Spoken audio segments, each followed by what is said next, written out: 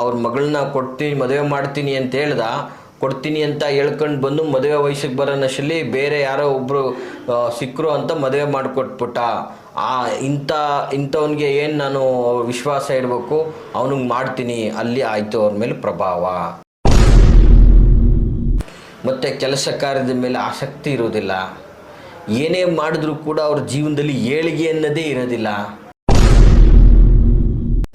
ಎಲ್ಲ ಕಡೆ ಸುತ್ತಾಡಿ ನೊಂದು ಏನೇ ಮಾಡಿದ್ರೂ ಕೂಡ ಈ ಮಾಟ ಮಂತ್ರ ವಾಮಾಚಾರಗಳಿಂದ ನಿಮಗೆ ರಕ್ಷಣೆ ಸಿಗ್ತಾ ಇಲ್ಲ. ವ್ಯವಹಾರದ ಮೇಲೆ ಆಸಕ್ತಿ ಬರ್ತಾ ಇಲ್ಲ. ದುಡ್ಡು ನಷ್ಟ ಆಗ್ತಾನೇ ಇದೆ. ಮನೆಯಲ್ಲಿ ಸುಖ ಅಂತಕ್ಕಂಥದ್ದು ಕಣ್ಮರೆಯಾಗಿದೆ. ಮನೆಯಲ್ಲಿ ದಟ್ಟ ದರಿದ್ರ ಆವರಿಸ್ಕೊಂಡಿದೆ. ಮನೆ ಸ್ಮಶಾನ ಮೌನಕ್ಕೆ ಗುರಿಯಾಗ್ತಾ ಇದೆ. ನಿಮ್ಮ ಮಕ್ಕಳು, ನಿಮ್ಮ ಮಡದಿ, ನಿಮ್ಮ ಮನೆಯಲ್ಲಿರೋರೊಟ್ಟಿಗೆನೇ ಪದೇ ಪದೇ ಪದೇ ಜಗಳ ಜಗಳ ಜಗಳ ಜಗಳ. ನಮಸ್ತೆ ವೀಕ್ಷಕರೇ, ನಾನು ನಿಮ್ಮ ಮೈಸೂರಿನ ಶ್ರೀನಿವಾಸನ್. ವೀಕ್ಷಕರೇ, ಸಾಮಾನ್ಯವಾಗಿ ಇವತ್ತಿನ ದಿನ ಈ ಒಂದು ಮಾಟ ಮಂತ್ರ, ವಾಮಾಚಾರ, ಅಭಿಚಾರಿಕೆದಂತಹ ಪ್ರಭಾವಗಳು ಅತಿ ಹೆಚ್ಚವಾಗಿ ನಾವು ನೋಡ್ತಾ ಇರ್ತೀವಿ. ಯಾಕಂದರೆ ಇವತ್ತು ಯಾವುದೋ ಒಂದು ಕ್ಷುಲ್ಲಕ ಕಾರಣಗಳಿಂದಾಗಿ ಕುಟುಂಬಗಳನ್ನು ನಾಶ ಮಾಡುವಂತಹ ದುಷ್ಕೃತ್ಯಗಳಿಗೆ ಇವತ್ತು ಜನಗಳು ಬಹಳಷ್ಟು ವಿಧದಲ್ಲಿ ಹೋಗ್ತಾ ಇರ್ತಕ್ಕಂಥದ್ದನ್ನು ನಾವು ನೋಡ್ತಾ ಇದ್ದೀವಿ. ಬಹಳ ಅಂದರೆ ಬಹಳ ಇದು ತುಂಬಾ ಇವತ್ತು ಅಮಾಯಕರಿಗೆ, ಕೆಲವು ಜನಗಳಿಗೆ ತುಂಬ ನೋವನ್ನು ಉಂಟು ಮಾಡಿದೆ. ಕಷ್ಟಗಳ ಮೇಲೆ ಕಷ್ಟಗಳು ಬರ್ತಾ ಇದೆ.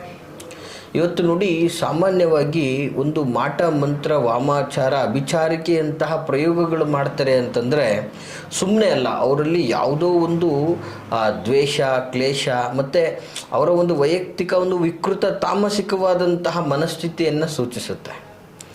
ಸೊ ಇವರು ವಾಮಾಚಾರ, ಮಾಟ ಮಂತ್ರ ಪ್ರಯೋಗಗಳೆಲ್ಲ ಏನು ಅವರು ಉದ್ಧಾರ ಆಗಲಿ, ಐಶ್ವರ್ಯವಂತರಾಗಲಿ, ಅಭಿವೃದ್ಧಿ ಆಗಲಿ, ಕೋಟ್ಯಾಧಿಪತಿಗಳಾಗಲಿ ಅಂತೇನು ಮಾಡ್ತಾರ?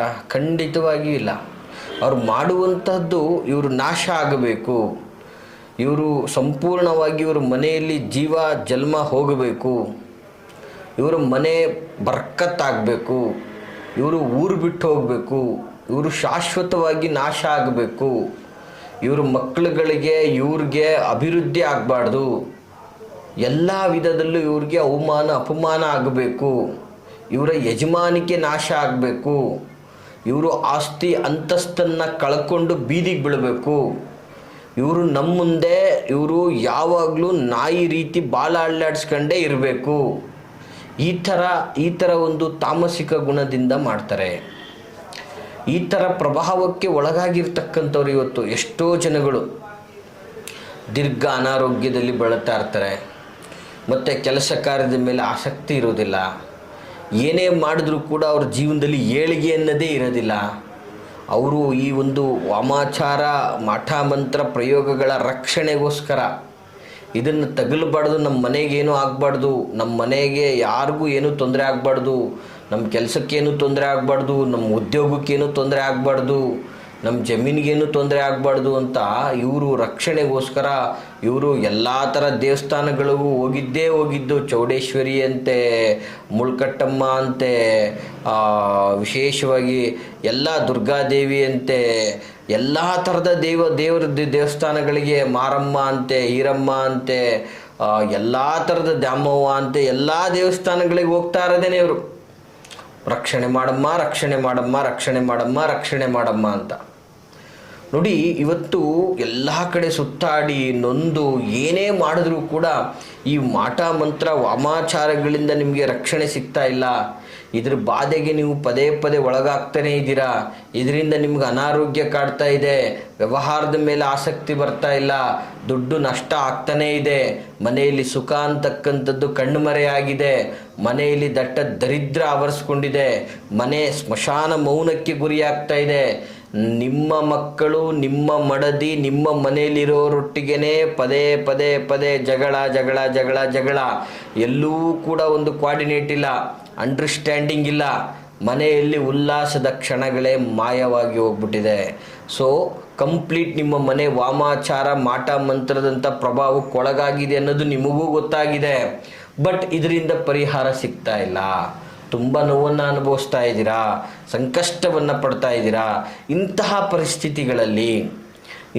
ಪರಿಸ್ಥಿತಿಗಳಲ್ಲಿ ವೀಕ್ಷಕರೇ, ಸುಲಭವಾದ ರೀತಿಯಲ್ಲಿ ಇವತ್ತು ಆನೆ ಭಾರ ಆನೆಗೆ, ಇರುವೆ ಭಾರ ಇರುವೆಗೆ, ದುಡ್ಡಿರೋನು ಬೇಕಾದ ಮಾಡ್ಬೋದು, ದುಡ್ಡಿಲ್ಲದೆ ಇರತಕ್ಕಂಥವನ ಪರಿಸ್ಥಿತಿ ಏನು? ಸೊ ಇಲ್ಲದೇ ಇರಲಿ, ಇವತ್ತು ಸಮಸ್ಯೆಯಿಂದ ಹೊರಬರತಕ್ಕಂಥದ್ದು ಬುದ್ಧಿವಂತಿಕೆ. ಈ ಸಮಸ್ಯೆ ಪ್ರಾಮಾಣಿಕವಾಗಿ ಇದರಿಂದ ಹೊರಬರಬೇಕು, ಒಳ್ಳೆಯದಾಗಬೇಕು, ಉತ್ತುಂಗ ಸ್ಥಾನಕ್ಕೆ ಏರಬೇಕು ಅನ್ನುವಂಥ ವಿಚಾರಕ್ಕೆ ಈ ಒಂದು ಸುಲಭವಾದ ತಂತ್ರ ಖಂಡಿತವಾಗಿ ನಿಮ್ಮ ಮನೆ, ನಿಮ್ಮನ್ನು ಎಲ್ಲರನ್ನೂ ರಕ್ಷಿಸುತ್ತೆ.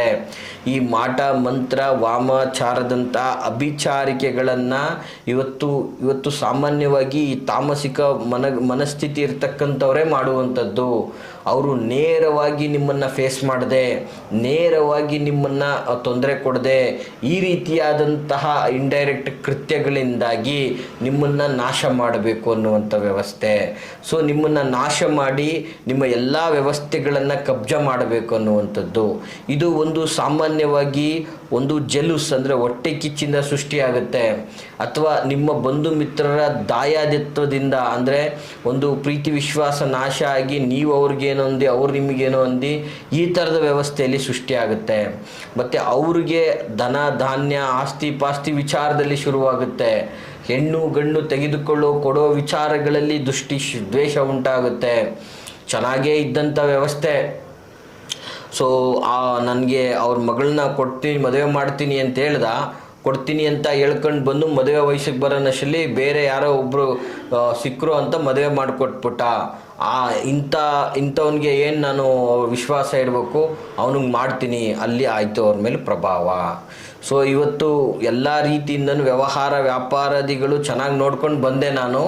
ಇಷ್ಟು ದಿನ ಅವನಿಗೆ ಒಬ್ಬ ಕೆಲಸದವನಿಗಿಂತ ಹೆಚ್ಚಾಗಿ, ಮಗನಿಗಿಂತ ಹೆಚ್ಚಾಗಿ ಇವತ್ತು ಇಡೀ ಅಂಗಡಿ ವ್ಯವಸ್ಥೆ ನೋಡ್ಕೊಂಡು ಬಂದೆ. ಅಂಗಡಿ ಡೆವಲಪ್ ಆಗಿದ ತಕ್ಷಣ ನನ್ನೇ ಕೆಲಸದಿಂದ ತೆಗೆದಾಕ್ತಾ ಇದ್ದಾನೆ, ಇವನಿಗೆ ಮಾಡಬೇಕು. ಹೀಗೆ ನಾನಾ ವಿಧದಲ್ಲಿ ಇವತ್ತು ಮಾಟ ಮಂತ್ರದ ಪ್ರಭಾವಗಳನ್ನು ಮಾಡಿರ್ತಕ್ಕಂಥದ್ದು.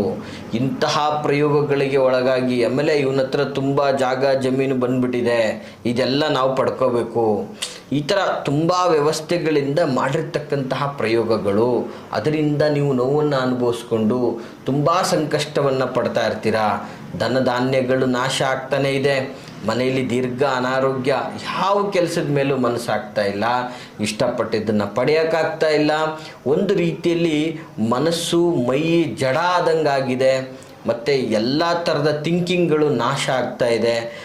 ನಾನು ಅಂದ್ಕೊಳ್ಳೋದೇ ಒಂದು ಆಗ್ತಾ ಇರೋದೇ ಇನ್ನೊಂದು ಆಗ್ತಾ ಇದೆ ಅನ್ನುವಂಥ ವ್ಯವಸ್ಥೆ ಬಂದಾಗ ನೀವು ಕಂಪ್ಲೀಟ್ಲಿ ಪ್ರಭಾವಕ್ಕೊಳಗಾಗಿದ್ದೀರಾ.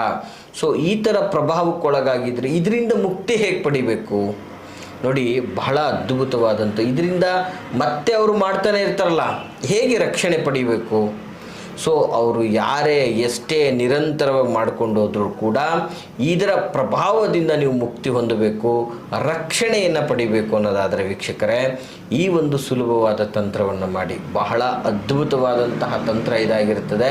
ಈ ಸುಲಭ ತಂತ್ರದಿಂದ ನೀವು ಈ ಒಂದು ಮಾಟ ಮಂತ್ರದಿಂದ ರಕ್ಷಣೆಯನ್ನು ಪಡಿಬೋದು ಅಂತ ಹೇಳಕ್ಕೆ ಇಷ್ಟಪಡ್ತೀನಿ ವೀಕ್ಷಕರೇ. ಏನಪ್ಪ ಆ ಸುಲಭವಾದ ತಂತ್ರ ಅಂದರೆ, ದಯಮಾಡಿ ನೋಟ್ ಮಾಡ್ಕೊಳ್ಳಿ. ಬಹಳ ಸುಲಭವಾದಂತಹ ತಂತ್ರ ಇದಾಗಿರ್ತದೆ, ನೋಟ್ ಮಾಡ್ಕೊಳ್ಳಿ. ಮೊದಲನೇದಾಗಿ ಈ ಒಂದು ತಂತ್ರವನ್ನು ಬಹಳ ನಿಯಮವನ್ನಾಗಿ ಬಹಳ ನಿಯಮಿತವಾಗಿ ಸ್ವಚ್ಛ ಮನಸ್ಸಿನಿಂದ ನೀವು ಭಗವಂತನಲ್ಲಿ ಶ್ರದ್ಧಾಭಕ್ತಿಪೂರ್ವಕವಾಗಿ ಪ್ರತಿ ಶನಿವಾರ, ಒಂದು ಶನಿವಾರ 2 ಶನಿವಾರ ಅಂತಲ್ಲ, ನಿಮ್ಮ ಶಕ್ತಿ ಅನುಸಾರ ನಿಮಗೆ ಎಷ್ಟು ಶನಿವಾರ ಮಾಡಬೇಕು ಅನಿಸುತ್ತೋ ಅಷ್ಟು ಶನಿವಾರ, ಬರೀ ಪ್ರತಿ ಶನಿವಾರ ಮಾತ್ರ ಪವಿತ್ರವಾದಂತಹ ಗಂಗಾಜಲ. ಸಾಮಾನ್ಯವಾಗಿ ಇವತ್ತೊಂದು ದಿನ ಗಂಗಾಜಲ ಕೂಡ ಒಂದು ದಿನ ಈ ಗ್ರಂಥಿಗೆ ಅಂಗಡಿಗಳಲ್ಲೆಲ್ಲ ಸಿಗುವಂತಹ ವ್ಯವಸ್ಥೆ ಇದೆ. ಅಥವಾ ಅದು ಸಿಗಲಿಲ್ಲ ಅಂದರೂ ಕೂಡ ಈ ಸಾಮಾನ್ಯವಾಗಿ ಸಾರ್ವಜನಿಕ ಬೋರ್ವೆಲ್ ಅಂತೆಲ್ಲ ಇರ್ತದೆ, ಅಥವಾ ಕೆಲವೊಂದು ಇವತ್ತು ಮನೆಗಳಲ್ಲೇ ಬೋರ್ವೆಲ್ ಆಗಿದೆ. ಸೊ ಆ ಒಂದು ಅಂತರ್ಜಲದಲ್ಲಿ ಬರುವಂತಹ ಜಲ, ಸೊ ಇಂತಹ ಒಂದು ಪವಿತ್ರವಾದಂತಹ ಜಲವನ್ನು ತೆಗೆದುಕೊಳ್ಳಿ. ಸೊ ಆ ಒಂದು ಜಲಕ್ಕೆ ಸ್ವಲ್ಪ ತುಳಸಿಯನ್ನು ಹಾಕಿ ವೀಕ್ಷಕರೇ. ತುಳಸಿಯ ಮಹತ್ವ ಅಂಥದ್ದಿದೆ, ವಿಷ್ಣು ಪ್ರಿಯವಾದಂಥದ್ದು. ತುಳಸಿ ಬಹಳ ಅದ್ಭುತ ಒಂದು ಶಕ್ತಿ, ನೆಗೆಟಿವಿಟಿಯನ್ನು ನಾಶ ಮಾಡುವಂಥದ್ದು.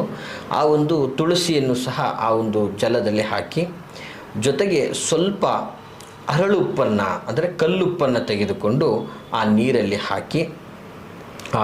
ಹಾಕ್ಕೊಂಡು ಸಂಪೂರ್ಣವಾಗಿ ಆಯಿತಾ ಆ ತುಳಸಿಯ ಒಂದು ಇದರಲ್ಲಿ ಕಂಪ್ಲೀಟ್ಲಿ ಆ ಒಂದು ನೀರನ್ನು ಹಾಕಿ ಆ ನೀರೊಳಗೆ ಉಪ್ಪನ್ನು ಹಾಕ್ಕೊಂಡು ಅದನ್ನು ಸಂಪೂರ್ಣವಾಗಿ ನಿಮ್ಮ ಮನೆಯ ಒಳಭಾಗ ಮತ್ತು ಹೊರಭಾಗಕ್ಕೆ ಯಾವುದೇ ಮೂಲೆಗಳನ್ನು ಬಿಡದೆ ಸಂಪೂರ್ಣವಾಗಿ ಅದನ್ನು ಸಿಂಪಡಿಸ್ತಾ ಅಥವಾ ಪ್ರೋಕ್ಷಣೆಯನ್ನು ಮಾಡ್ತಾ ಬನ್ನಿ. ಕಂಪ್ಲೀಟ್ ಬರೀ ಶನಿವಾರದಿಂದ ಮಾಡಿ. ಪ್ರತಿ ಶನಿವಾರ ನಿಮಗೆ ಎಷ್ಟು ದಿನ ಸಾಧ್ಯನೋ ಅಷ್ಟು ದಿನ ಅದನ್ನು ಮಾಡಿ.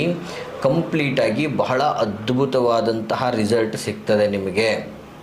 ಸೊ ಜೊತೆಗೆ ಇದನ್ನು ನಿಮಗೆ ಯಾರಿಗೆ ಒಂದು ರೀತಿಯಲ್ಲಿ ಮಾಂತ್ರಿಕ ಪ್ರಭಾವವನ್ನು ತಡೀಲಾರದೆ ಮಂಕಾಗೋಗಿರ್ತಾರೆ ವ್ಯಕ್ತಿಗಳ ಮೇಲೂ ಕೂಡ ಇದನ್ನು ಸಿಂಪಡಿಸಿ. ಸೊ ಒಂದು ರೀತಿಯಲ್ಲಿ ಪ್ರೋಕ್ಷಣೆ ಥರ ಮಾಡಿ ಸಿಂಪಡಿಸಿ ಕಂಪ್ಲೀಟಾಗಿ ಅವರು ಕೂಡ ಆ್ಯಕ್ಟಿವ್ ಆಗ್ತಾರೆ. ಇದನ್ನು ನೀವು ಎಷ್ಟು ಜಾಸ್ತಿ ಮಾಡ್ಕೊಂಡು ಬರ್ತೀರೋ ಅಷ್ಟು ನಿಮಗೆ ನಿಮ್ಮ ಒಂದು ಸಂಪೂರ್ಣ ವ್ಯವಸ್ಥೆ ಮನೆ ವಿಚಾರ ಸಂಪೂರ್ಣ ಪಾಸಿಟಿವ್ ಆಗಿ ಕ್ರಿಯೇಟ್ ಆಗುತ್ತೆ. ಮತ್ತು ಇದು ಕಂಪ್ಲೀಟ್ ನಿಮ್ಮ ಕುಲ ದೈವದ ಅನುಗ್ರಹ ನಿಮಗೆ ಸಿಗುತ್ತೆ. ಸೊ ಇದರಿಂದ ನಿಮಗೆ ಯಾವುದೇ ಥರದ ಮಾಟ ಮಂತ್ರ ವಾಮಾಚಾರ ಅಭಿಚಾರಿಕೆಯಂತಹ ದುಷ್ಕೃತ್ಯಗಳು ಕೃತಿಮಾದಿಗಳು ಮಾಡಿದ್ರೂ ಕೂಡ ಇದು ನಿಮ್ಮ ಮನೆ ಮೇಲೆ ತಟ್ಟಲ್ಲ, ನಿಮ್ಮ ಮೇಲೆ ತಟ್ಟಲ್ಲ. ನಿಮಗೆ ಇದರಿಂದ ಸಂಪೂರ್ಣವಾದಂತಹ ರಕ್ಷಣೆ ಸಿಗುತ್ತೆ ವೀಕ್ಷಕರೇ. ಈ ಥರದ ಒಂದು ಅದ್ಭುತವಾದಂತಹ ತಂತ್ರವನ್ನು ನೀವು ಮಾಡಿಕೊಳ್ಳಿ. ಸಂಪೂರ್ಣವಾಗಿ ನಿಮಗೆ ಈ ಒಂದು ನೆಗೆಟಿವಿಟಿಯಿಂದ ಈ ಮಾಂತ್ರಿಕ ಪ್ರಭಾವದಿಂದ ರಕ್ಷಣೆ ಸಿಗುತ್ತೆ ಅಂತ ನಾನು ಹೇಳಕ್ಕೆ ಇಷ್ಟಪಡ್ತೀನಿ ವೀಕ್ಷಕರೇ. ಈ ಮಾಹಿತಿ ತಮಗೆ ಇಷ್ಟವಾಗಿದ್ದರೆ ಲೈಕ್ ಮಾಡಿ. ಹಾಗೆ ಯಾರೆಲ್ಲ ಈ ಪ್ರಭಾವಗಳಿಗೆ ಒಳಗಾಗಿ ನೋವನ್ನು ಅನುಭವಿಸ್ತಾ ಇದ್ದಾರೆ, ಕಷ್ಟವನ್ನು ಅನುಭವಿಸ್ತಾ ಇದ್ದಾರೆ, ಜೀವನದಲ್ಲಿ ಏಳಿಗೆನೇ ಆಗ್ತಾ ಇಲ್ಲ ಅಂಥವ್ರಿಗೆ ದಯವಿಟ್ಟು ಶೇರ್ ಮಾಡಿ. ಹಾಗೆ ನಿಮ್ಮ ಯಾವುದೇ ಥರದ ಸಂಕಷ್ಟಗಳನ್ನು ಮುಕ್ತವಾಗಿ ಸಮಾಲೋಚನೆ ಮಾಡ್ಕೋಬೇಕು ಅಂದರೆ ವಿಡಿಯೋದಲ್ಲಿ ಕಾಣ್ತಾ ಇರತಕ್ಕಂತಹ ಸಂಖ್ಯೆಗೆ ಕರೆ ಮಾಡಿ ಅಂತ ಹೇಳ್ತಾ ಎಲ್ರಿಗೂ ಶುಭವಾಗಲಿ. ನಮಸ್ಕಾರ.